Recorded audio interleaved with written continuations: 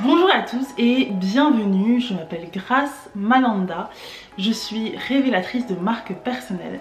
J'aide les indépendants à identifier ce qui les rend uniques afin de l'incarner dans leur offre, afin de l'incarner dans leur entreprise.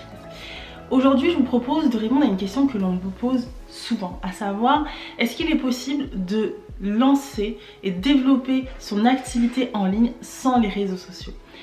Alors c'est une question que l'on me pose souvent puisqu'il y a certaines personnes qui ne sont pas forcément à l'aise avec les réseaux sociaux et qui s'interrogent sur la faisabilité de lancer et développer une activité sans les réseaux sociaux. Alors quand on me pose cette question, ce que j'ai tendance à dire c'est tout simplement oui, c'est possible. Il faut savoir que les réseaux sociaux c'est un canal comme le blog, comme le podcast, comme le fait de, je sais pas, faire de l'affiliation si vous souhaitez faire de l'affiliation. Je veux dire, il y a énormément de moyens en ligne pour entrer en relation avec son audience. Et les réseaux sociaux en font partie. Moi j'ai été amenée à faire un certain nombre de formations et donc j'avais un client qui lui développait son activité essentiellement via la publicité Google Ads.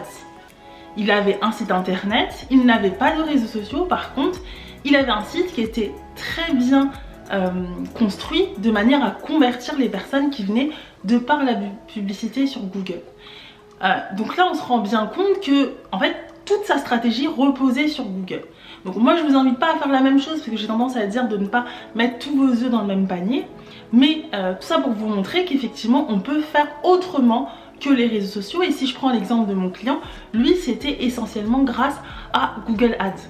Mais vous pouvez bien évidemment vous dire je ne serai pas présent sur les réseaux sociaux, par contre je vais travailler sur ma visibilité en ligne, à savoir tout ce qui touche au référencement naturel. Donc je vais avoir un site internet dans lequel je vais bien travailler mon référencement, je vais créer du contenu qui va permettre justement d'apporter de la valeur à mon audience, je vais aussi peut-être faire des partenariats avec d'autres entrepreneurs. En fait la question que vous devez vous poser c'est tout simplement, si je n'ai plus les réseaux sociaux, quels sont les autres moyens qui vont me permettre d'atteindre ma cible.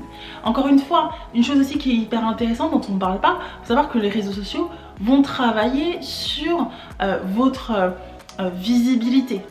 Les réseaux sociaux ne vont pas vendre à votre place. Et ça c'est hyper important. Ça ne veut pas forcément dire qu'il y a énormément de personnes qui vous suivent que vous allez vendre. Le travail de vendeur, c'est vous qui le faites avec votre site internet. C'est pas les réseaux sociaux qui vont enclencher cette vente. Vous voyez ce que je veux dire ? Même si bien évidemment les réseaux sociaux vont y contribuer si vous communiquez très bien, mais ce n'est pas l'essentiel. Et ça c'est vraiment important de se dire. Faut pas tout confondre. Voilà, faut vraiment voir les réseaux sociaux comme un moyen d'entrer en relation avec votre audience, mais il en existe plein d'autres. Et ce que j'ai tendance à vous dire, c'est si vous ne vous sentez pas à l'aise avec les réseaux sociaux, pensez à autre chose. Pensez à autre chose. Les réseaux sociaux sont intéressants parce qu'ils permettent de gagner du temps. Ce que je veux dire, c'est que vous pouvez avoir beaucoup plus d'impact via les réseaux sociaux, un impact qu'on va pas forcément avoir immédiatement quand on démarre sans les réseaux sociaux, à moins bien évidemment de mettre en place des actions annexes comme multiplier les partenariats avec des entrepreneurs, multiplier les événements digitaux où vous allez être amené à partager votre savoir, partager votre expertise. Donc vous voyez, il y a beaucoup d'alternatives et je dis ça parce qu'il y a beaucoup d'entrepreneurs qui veulent se lancer ou qui se lancent et qui sont complètement frustrés par les réseaux sociaux parce que en fait ça va à 100 à l'heure, faut dire la vérité. Aujourd'hui sur Instagram on vous parle toujours d'une nouveauté, à chaque fois on va être amené à développer plein de formats, utiliser plein de formats, donc on peut imaginer qu'on est un peu dans une course et pour certaines personnes elles sont pas à l'aise avec cette notion là, ce que je peux complètement comprendre, et du coup c'est important de se dire qu'il y a des alternatives. Vous n'êtes pas obligé de passer par les réseaux sociaux. Les réseaux sociaux ont des avantages. Pour beaucoup de personnes elles se disent que c'est gratuit. Oui effectivement la plateforme est gratuite. Maintenant faut dire la vérité que derrière il y a énormément d'investissement en termes de temps, d'investissement en termes d'argent. Si demain vous faites appel à un community manager, c'est pas donné. Encore une fois, ça ne vous garantit pas la vente derrière. Donc ça, c'est vraiment des choses qui sont importantes pour remettre les choses dans le contexte, quoi. Clairement, c'est important de se dire qu'on peut faire sans les réseaux sociaux. L'idée, c'est vraiment de trouver le format qui vous convienne, qui a du sens pour vous, où votre énergie va être utilisée à bon escient, mais pas faire pour faire. Et ça, c'est vraiment important. Et c'est pour ça que mon approche via le MBTI, via la connaissance de soi, est fondamentale. Non seulement lors de la construction de l'offre, je vous ai fait une vidéo sur les différents types d'offres digitales, mais aussi sur la manière dont on veut commercialiser cette offre, comment on veut la vendre. Et ça, c'est hyper important, comment on veut communiquer sur cette offre, puisque bien évidemment un produit, il faut bien qu'il rencontre son marché, et comment on va faire pour qu'il puisse rencontrer son marché.